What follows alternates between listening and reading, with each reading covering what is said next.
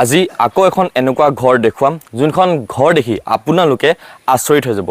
মই যেতিয়া এখন ঘৰলৈ যাওঁ তেতিয়া মই সদায় ভাবোঁ যে ইয়াতকৈ বেয়া অৱস্থাত চাগে মই কাৰোবাক দেখা নেপাম বুলি, কিন্তু তাৰ পাছতে আকৌ তেনেকুৱা অৱস্থাত মই মানুহ দেখা পাওঁ।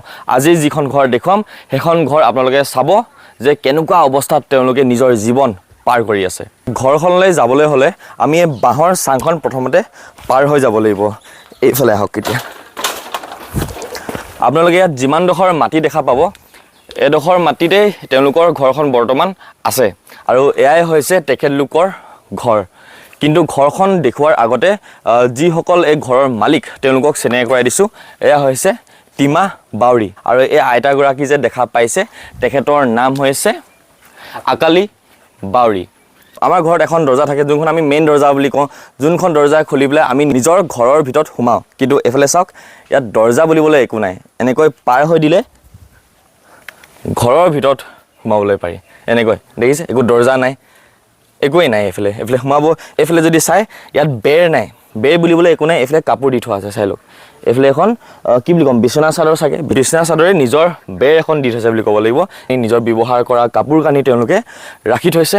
এইফালে যদি চাই এইফালে আঁঠুৱা বান্ধি থৈছে, দেখিছে। এইফালে বিচনা চাদৰ, এইফালে আঁঠুৱা। তো এনেকুৱাকৈ ধৰি লওক তেওঁলোকৰ নিজৰ ঘৰৰ বস্তুখিনি এনেকৈ ৰাখিছে। এইফালে চাওক, এইফালে একোৱেই নাই। মোৰ আগৰ ঘৰকেইখনত ক'ৰবাত টিং আছিলে, ক'ৰবাত ভাঙি থকা বেৰ আছিল, কিন্তু ইয়াত না টিন আছে না বেৰ আছে। আছে কি কাপোৰ আৰু আঁঠুৱা, এনেকৈ বেৰি ৰাখিছে নিজৰ ঘৰটো। আৰু এইটো হৈছে তেওঁলোকৰ ভিতৰৰ অৱস্থা, ঘৰৰ ভিতৰৰ অৱস্থা। ৰুম বুলিতো মই নিশ্চয় নকওঁ, কাৰণ ৰুম বুলিবলৈ একোৱেই নাই, সেইকাৰণে মই ৰুম বুলি নকওঁ। এইফালে যদি চাই টিংকেইখনমান এনেকৈ দি ৰাখিছে আৰু এইফালে টায়াৰ জাবৰ জোঁথৰ ইয়াতে পৰি আছে। তেনেকৈ এইবোৰ জাবৰ জোঁথৰ এনেকৈ পৰি আছে। এইফালে চাই লওক, এইফালে এইটো চাইড চাই লওক, এইটো চাইড চাই লওক, কি অৱস্থা, এইটো চাইড চাই লওক। আৰু যদি পাকঘৰ দেখুৱাওঁ, ইয়াৰে হয় পাকঘৰটো, য'ত তেওঁলোকে নিজৰ আহাৰ বনাই পেলাই খায়। এইটো হৈছে পাকঘৰ। ৰুমটো দেখুৱালোঁ, পাকঘৰ দেখুৱালোঁ। এতিয়া তেওঁলোকে শুৱে ক'ত? এই যে পৰ্চন দেখা পাইছে আপোনালোকে, এই পৰ্চনটোত তেওঁলোকে শুৱে। ইয়াত বিচনা বুলিবলৈ একোৱেই নাই। এনেকৈ তেওঁলোকে কাপোৰ পাৰি লয়, কাপোৰ পাৰি মেলি ইয়াতে মাটিতে শুৱে। যিহেতু ইয়াত টিং নাই, একো ধৰণৰ প্ৰটেকশ্যনে নাই। ৰাতি যদি বৰষুণ দিয়ে আৰু সেইটো সময়ত যদি তেওঁলোকে শুই থাকে, এতিয়া বেলেগত যাবলৈও উপায় নাই। এনেকৈ তেওঁলোকে নিজৰ কি ক'ম, ৰাতিটো কটাব লাগে বহি বহি, এনেকৈ বহি বহি কটাব লাগিব। এনেকৈ চাপি যাব লাগিব, গোটেইকেইজনে চাপি যায়। চাপি যোৱাৰ পাছতে নিজৰ ৰাতিটো কটায়। যেতিয়া মই ইয়ালৈ আহিছিলোঁ, মই ভবা নাছিলোঁ যে ইমানো বেয়া অৱস্থাত দেখা পাম বুলি। এতিয়া আহি মেলি যেতিয়া নিজ চকুৰে চালোঁ, আচৰিত পাইছোঁ মই দেখি পেলাই। সঁচাকৈ মানিছোঁ আৰু। এতিয়া মই ইয়াত এখন ঘৰ দেখাইছোঁ হয়, আগৰখিনি কৰিছোঁ হয়, কিন্তু কিমান মানুহ এনেকৈ যে নিজৰ জীৱন পাৰ কৰি আছে, যোনখিনি কথা আমি নাজানোৱে। এতিয়া তেওঁলোকে কেনেকৈ নিজৰ জীৱন পাৰ কৰিছে বাৰু ভাবি চাওক। আমি এষাৰ কথা কওঁ নহয়, কোনোবা আলহী আহিলে, এই আমাৰ ঘৰটো ভঙা চিঙা পায়, এনেকৈ আছোঁ আৰু বুলি। ভাবি চাওক, এষাৰ কথা আমি যেতিয়া কওঁ আৰু এনেকুৱা ঘৰ যেতিয়া দেখা পাওঁ, তেওঁলোকে কি অৱস্থাত থাকিব লাগে বা থাকিয়ে আছে, ভাবি চাওকচোন।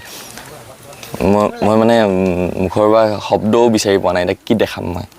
এতিয়া মই এই ঘৰখনত আহিছোঁ, আপোনালোকক দেখুৱাইছোঁ হয়, কিবা কৰিম বুলি আহিছোঁ বাৰু, তথাপিতো মোৰ মুখৰ পৰা ধৰি লওক শব্দই ওলোৱা নাই। যে এই যোনডোখৰ মাটি আপোনালোকে দেখা পাইছে, এইডোখৰ মাটি তেওঁলোকৰ নিজৰ নহয়। এই যে ওচৰত ঘৰখন দেখা পাইছে, এয়া হৈছে তেখেতৰ ককায়েক। আৰু তেখেতৰ ককায়েকে এই মাটিডোখৰ তেওঁলোকক দিছে যাতে তেওঁলোকে এই মাটিডোখৰত থাকিবলৈ পাৰে বুলি। এতিয়া আপোনালোকৰ মনত এটা প্ৰশ্ন হ'ব পাৰে যে তেওঁলোকে একো কাম নকৰে নেকি বুলি, বা সেই কাম কৰা পইচাখিনি তেওঁলোকে কি কৰে বুলি। কিন্তু যদি মই আপোনালোকক তেওঁলোকৰ ভালদৰে পৰিচয় দিবলৈ যাওঁ, এইফালে যে আইতাগৰাকী, তেখেতৰ বেমাৰ, তেখেতে ভালকৈ থিয় হ'বও নোৱাৰে। আৰু এই যে দাদাজন আপোনালোকে দেখা পাইছে, তেখেতে বেলেগত হাজিৰা কৰে, কিন্তু সেই হাজিৰাৰ পইচাৰে নিজৰ ঘৰখন চলাব নোৱাৰে। নিজৰ ঘৰখন নতুনকৈ বনাওঁ বুলি ক'লেও বনাব নোৱাৰে। আধাৰ কাৰ্ডটো নহ'ল নহয়, সেইটো কাৰণে চাউলো নিদিয়ে, একোৱে নেপাওঁ। এতিয়া ভৰিটো বিকাৰণে নগ'লোঁ আৰু নোৱাৰোঁ। এইটো কি কৰিম মই, পুৰাই কাম কৰেতো ভাত খাওঁ আৰু। এতিয়া বৰষুণ চৰষুণ দিলে কি হয়, মানে কি কৰা? এনেকৈ বহি থাকিবলৈ হয় সেইফালে।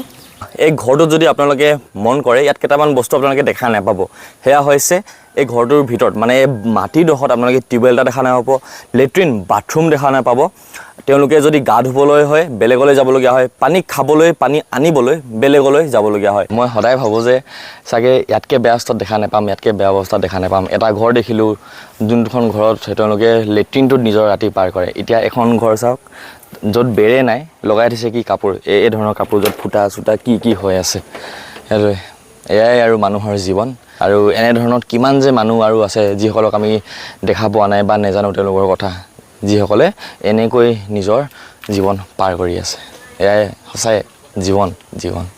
যিহেতু মই ব্লগটো কৰিছোঁ হয়, ভিডিঅ'টো কৰিছোঁ হয়, অকল ভিডিঅ'টো কৰিয়ে দেখুৱাই মেলি মই ঘূৰি যাম বুলি অহা নাই, সেইটো কথা কৈছোঁ যে আজি আহিছোঁ যিহেতু কাম আজিৰ পৰা আৰম্ভ হ'ব। মানে এই ঘৰটো লগে লগে বনোৱা হ'ব। সেইটো কথা মই দাদাহঁতক আৰম্ভণিত কোৱা নাছিলোঁ বাৰু যে ঘৰটো লগালগ বনোৱা হ'ব বুলি। যিহেতু আজি ব্লগটো কৰিছোঁ, কাইলৈৰ পৰা ঘৰটোৰ কাম আৰম্ভ হৈ যাব। কাৰো কাৰণে ৰৈ নাথাকোঁ, কিবা পাম কিবা নেপাম বুলি নিজৰ কাম কৰি যাম। ইমান নাজানে ন? ভাল মানুহ পাম নাই ওচৰত? পাম মানে গাঁৱতে আছে। ই নাজানে, তেখেতে নাজানে, জেওৰাটোকে ভালকে ভেটিব নাজানে। এনে আৰু পাত চাত ছিঙে, 150 টকা এটা হাজিৰা পায়, আনি মেলি খায়, ইমানেই কাম। অকল 150 টকা? 150 টকা। তেতিয়াহ'লে ভাল মানুহ এনেই বেলেগ আপোনালোকে উলিয়াই দিব পাৰিবনে? বা কোনোবা চিনাকি মানুহ পাৰিবনে? আছে এতিয়া কথা পাৰিম মই? মই হেৰি কৰিছোঁ, মাটিডোখৰ বেছি ডাঙৰ নহয়, মাটিডোখৰ একদম বহুত কম। সেই ঘৰটো যিমানটো মাটিডোখৰ সিমানটোৱে মানে। এতিয়া ডিছকাশ্যন চলি আছে ডাইৰেক্ট ঘৰটো বনোৱাৰ কথা, মানে আৰম্ভ কৰি দিওঁ ভাবিছোঁ। অলপ চফা কৰিব লাগিব এই বস্তুখিনি। তাৰপিছত জোখটো কথা মেইনকৈ এতিয়া পাতি থকা হৈছে যে জোখটো কি কৰোঁ। 6-7 দিন হৈ যাব একদম গেৰাণ্টি? সঁচাকৈ নেকি? খালি বাঁহটো লাগিব, খালি যোগাৰটো পালে বাঁহটো হ'লে বেছি দিন নালাগে বনাই হৈ যাব। এইটো 16টো, তাৰপিছত এইটো 12টো, এইটো চাইডে এইটো নহয়, এইটো নহ'ব। ইয়াত যদি বেড হ'ব, ইয়াত বেড হ'ব, তাত হিচাপ হ'ব। মই অকলশৰে অহা নাই, এইফালে আমাৰ প্ৰাঞ্জল দা আছে, জীৱন আৰু সংস্থাপন বহুতে চিনি পায়, সকলোৱে চিনি পায়। বিশ্বদা আৰু যিজনে মোক খবৰ দিছিলে যে এনেকুৱা এখন ঘৰ আছে বুলি, এইজন আছে দাদা, তেখেতৰ নাম হৈছে সঞ্জিত বৰগোহাঁই। আৰু এই সঞ্জিত দাৰ কাৰণে আমি এই ঘৰখনৰ কথা গম পালোঁ, আৰু এই প্ৰাঞ্জল দাৰ কাৰণে আমি এই ঘৰখনলৈ আহিবলৈ পাৰিলোঁ। মানে এনেই আপোনালোকে এই জোখটো কেনেকুৱা লাগিছে এবাৰ চাই দিয়কচোন। ইয়াতকৈ ডাঙৰ কৰিব লাগিব নে এইটো চাইজে মানে ভাল হ'ব, সেইটো এনেই কমেণ্টত জনাব। আৰু এইটো চাইজটো কিমান? 16-12 মান আছে এতিয়া। গোটেই কমেণ্টখিনিয়ে পঢ়োঁ আৰু আপোনালোকে বহুত মৰম দিছে, সেইকাৰণে বহুত বহুত ধন্যবাদ। এয়াই আছিল আজি মোৰ ব্লগ, আৰু পাছৰ যিবোৰ কাম থাকিব তাৰে আপডেট মই এটা এটাকৈ দি থাকিম। এটা ফটো হ'লেও মই ষ্টৰীত লগাই দিম। সমাপ্ত কৰি দিছোঁ। সদায় সুখী থাকক, স্মাইল কৰি থাকক, পজিটিভ থাকক। মই সময় গৈ চাইনিং অফ।